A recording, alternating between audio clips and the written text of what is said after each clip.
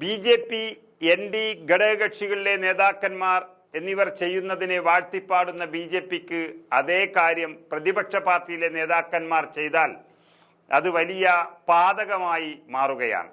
അല്ലെങ്കിൽ BJPക്കാർ അത് മാറ്റുകയാണ്. പറഞ്ഞു വരുന്നത് NDA നേതാവ് നിതീഷ് കുമാറിനോടുള്ള BJPയുടെ നിലപാടും രാഹുൽ ഗാന്ധിയോടുള്ള അന്ധമായ വിരോധവുമാണ്.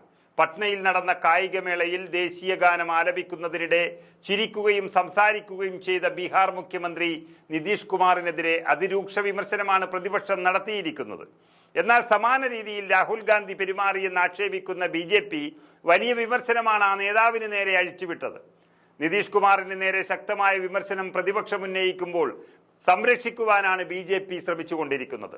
ദയവ് ചെയ്ത് ദേശീയ ഗാനത്തെയെങ്കിലും അപമാനിക്കാതിരിക്കൂ മുഖ്യമന്ത്രി എന്നാണ് ബീഹാറിലെ നേതാവ് തേജസ്വി യാദവ് വ്യക്തമാക്കിയത്.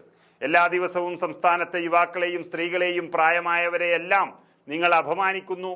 നിങ്ങൾ മഹാത്മാഗാന്ധിയുടെ രക്തസാക്ഷിത്വ ദിനത്തിൽ കൈയടിക്കുകയും രക്തസാക്ഷിത്വത്തെ അപമാനിക്കുകയും ചെയ്തിരിക്കുന്നു. നിങ്ങൾ ഒരു സംസ്ഥാനത്തിന്റെ മുഖ്യമന്ത്രിയാണെന്ന് ഓർമ്മിപ്പിക്കട്ടെ എന്നും പ്രതിപക്ഷ നേതാവ് വ്യക്തമാക്കുകയാണ്. RJD അധ്യക്ഷൻ ലാലു പ്രസാദ് യാദവും സംഭവത്തിൽ നിതീഷിനെതിരെ വിമർശനവുമായി രംഗത്തെത്തിയിട്ടുണ്ട്.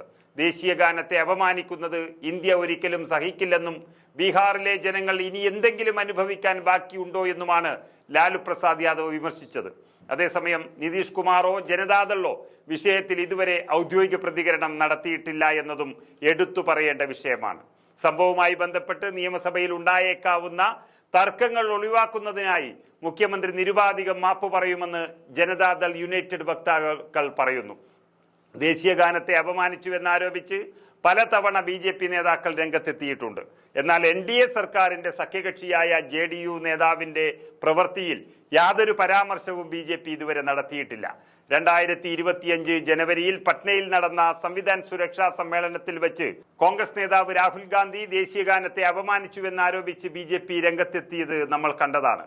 ദേശീയ ഗാനത്തിനെതിരെ രാഹുൽ ഗാന്ധി പാർട്ടി പ്രവർത്തകരെ കൈവീശി കാണിക്കുകയും ശേഷം നിൽക്കാൻ ജനങ്ങളോട് ആംഗ്യം കാണിക്കുകയും ചെയ്യുന്ന വീഡിയോ സോഷ്യൽ മീഡിയയിൽ പങ്കുവച്ചായിരുന്നു BJP രാഹുലിനെ വിമർശിച്ചത്. ഭരണഘടന സംരക്ഷിക്കാൻ നടത്തിയ പരിപാടിയിൽ ദേശീയ ഗാനത്തെ അപമാനിച്ചുവെന്ന തരത്തിലുള്ള പല വിമർശനങ്ങളും രാഹുൽ ഗാന്ധിക്കെതിരെ BJP നേതാക്കൾ ഉയർത്തിക്കൊണ്ടുവന്നിരുന്നു. അതേ BJP ഇപ്പോൾ നിതീഷിനെ വെള്ളപൂശുമ്പോൾ പരിഹസിക്കാതെ മറ്റെന്ത് ചെയ്യുമെന്നും ഇന്ത്യ നേതാക്കൾ ചോദിക്കുന്നു. നിതീഷ് കുമാറിനെ ന്യായീകരിക്കുന്ന പരാമർശമാണ് കേന്ദ്രമന്ത്രി ജിതിൻ റാം മഞ്ചി തന്നെ നടത്തിയിരിക്കുന്നത്. കായികമേളയിൽ ദേശീയ ഗാനം ആലപിക്കുന്നതിനിടെ മുഖ്യമന്ത്രി അടുത്തു നിന്നിരുന്ന പ്രിൻസിപ്പൽ സെക്രട്ടറി ദീപക് കുമാറിനെ ആവർത്തിച്ച് സ്പർശിക്കുകയും അദ്ദേഹത്തോട് സംസാരിക്കാൻ ശ്രമിക്കുകയും ചെയ്യുന്ന വീഡിയോ ആണ് NDAയുടെ തലയ്ക്ക് മുകളിൽ ഇപ്പോൾ ഒരു വാളായി തൂങ്ങിയാടുന്നത്. ദേശീയ ഗാനത്തിനിടെ നിതീഷ് കുമാർ നിരന്തരം സ്പർശിച്ചതോടെ ദീപക് കുമാർ വളരെ അസ്വസ്ഥനാകുന്നതും ആ വീഡിയോയിൽ വ്യക്തമായി കാണാം. ആംഗ്യങ്ങളിലൂടെ നിതീഷ് കുമാറിനോട് ജാഗ്രതയോടെ നിൽക്കാൻ ആവശ്യപ്പെടുകയും ചെയ്യുന്നുണ്ട്. എന്നാൽ നിതീഷ് കുമാർ ദീപക് കുമാറിനെ തുടർച്ചയായി ശല്യപ്പെടുത്തുകയായിരുന്നു. ദേശീയ ഗാനം പാടുന്നതിനിടെ വേദിയിലെ മറ്റുള്ളവർക്ക് കൈ നൽകാനും മുഖ്യമന്ത്രി നിതീഷ് കുമാർ ശ്രമിക്കുന്നുണ്ട്.